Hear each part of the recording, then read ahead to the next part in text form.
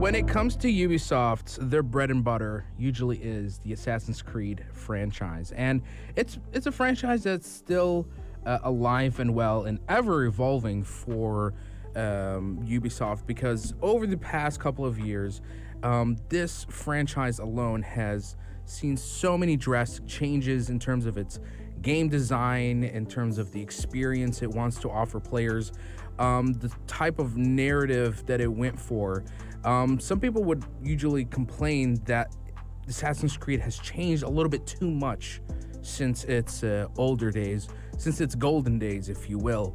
But that doesn't stop Ubisoft from continuing to expand on this franchise. And one of the things that they officially announced, it was a couple, I don't remember when, but let's say about last year, when Ubisoft announced the Assassin's Creed Infinity, which will be a live service of some kind, where it would just be one Assassin's Creed installment that continuously expands throughout the years with new content, new settings, new Assassin's Creed characters, and probably have some sort of online feature of some kind, whether cooperative or multiplayer. As we're getting nearer to possibly hearing something from Ubisoft, this is when now some leaks and rumors are starting to spring up. And there's actually a few new details that have come to light regarding Ubisoft's Assassin's Creed series. Multiple reports claim of a project called Project Red, which is in the works, and it may be set in Asia. And this could be part of the upcoming live service Assassin's Creed Infinity. Now, Kotaku reported about Project Red's existence, and even Bloomberg's Jason Schreier, who is a very well-known video game journalist, has also said that Project Red is going to be part of Assassin's Creed Infinity as opposed to being a standalone game. Now, with the rumors saying that it's going to be set in Asia, a lot of people kind of usually look towards feudal Japan or a setting in Japan, because it's been always desired by the player base and fans of the franchise. Assassin's Creed has been almost to every corner of the world. We've had it set in Syria, Damascus. We've had it set in parts of Italy. We've had it in North America. There was also the Ottoman Empire, Constantinople, and a few other more. Egypt, Rome, and recently with Assassin's Creed Valhalla, which took place in parts of Scandinavia and as well as England.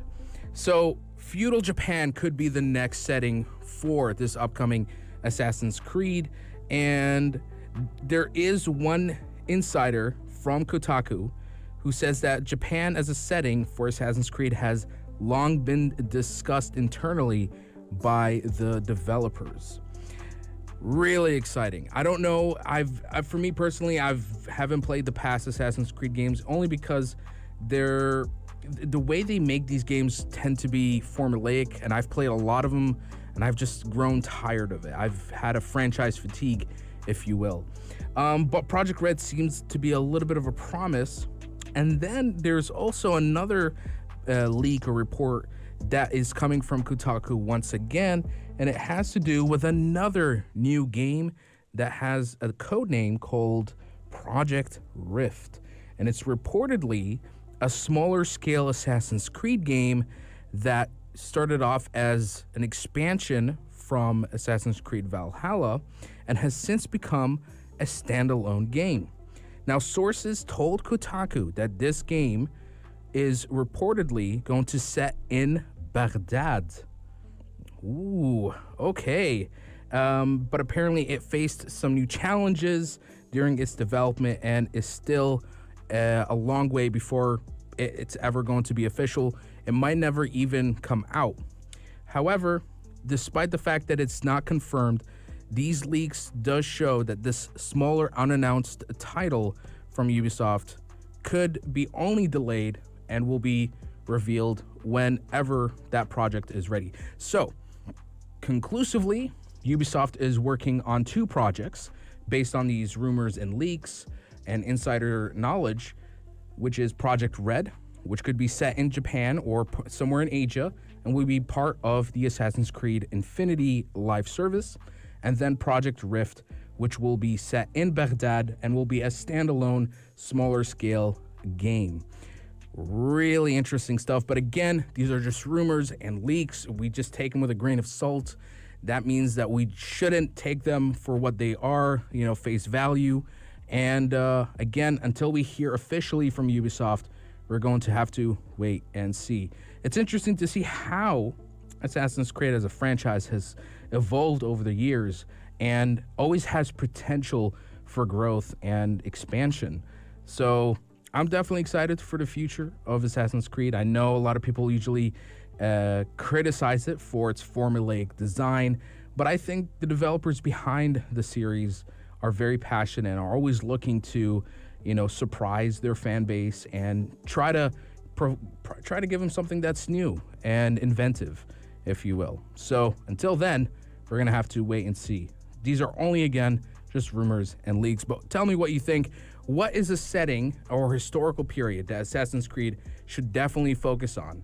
Because I know there's so many that Ubisoft has yet to dabble with. So join in the conversation. Text me at 4215.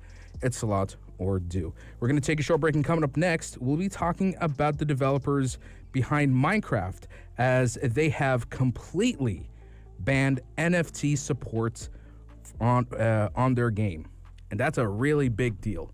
So we'll be jumping into that and so much more right here on the Evening Buzz. Pulse 95. Now, I must preface from the get-go, just to give you guys a disclaimer. I'm not an NFT expert. I don't invest in any of this blockchain stuff. So when I talk about it from a very amateur perspective, but I do try to give you guys at least what I believe is my perspective on the matter. But as a gamer, NFTs has never rubbed me the right way. I see them as a very nefarious type of blockchain technology that is open for exploits and fraudulent behavior and even bad actors that really just ruin it for all. Because what's happened now, and I'll just give you guys a bit of an explanation to what NFTs are. NFTs are digital assets. They can be anything from a picture to a digital item, a cosmetic, and you basically can acquire it by earning it through the game, looting or whatever. And it has real life monetary value to it. And when you purchase it, you purchase it's the right of ownership. It's almost like a license, a digital asset license that you can now distribute and make money out of, right? However, there has been so many controversies behind this, behind NFTs, and there's been also this interest to try to implement it into video games.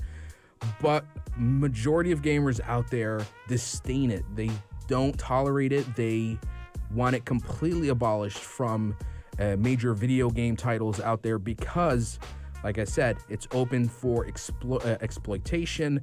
People can end up using NFTs as a form of profiteering, and it detracts from the artistic and the gaming experience that everyone usually goes for video games. It becomes work. It becomes a business when all you're doing is play to earn to get those items and try to sell them and resell them and so. So Minecraft is the next big game. The studio behind Minecraft, Mojang, has just went public, making it very clear that they will not allow blockchain technology such as NFTs to be integrated within its massively popular game that is Minecraft. Now, this is one of many other studios and even big companies such as Steam. Steam has brutally banned NFTs on their platform. They will not allow it nor tolerate it. And Minecraft is also stating that they believe NFTs to be inconsistent with long-term joy and success of our players. They go on to say in a blog post that to allow server owners to implement NFTs, and have like a play to earn feature to it, it could reward players with NFT forms or, in-game skins and such. But they believe it takes the focus away from playing the game and allows for profiteering. Just thinking of trying to make as much real life money through those NFTs. Because I can already imagine if there are NFTs in a video game, what's going to happen is there's going to be a third party group out there that will just sit and constantly be grinding a game out, trying to loot and trying to monopolize all of these digital assets, and then create a market that is to their benefit and try to resell those NFTs for superficially inflated prices. And again, what happens then? You're not really playing the game to have fun. You're playing the game to make money off of these digital assets. So for them, Minecraft is not about that. The crux of the matter comes down to the fact that allowing players to earn NFT rewards would create an ecosystem of haves and have-nots, which goes against Minecraft's values of inclusion and playing together. Mojang, the studio, goes as far as to call NFTs against the spirit of Minecraft.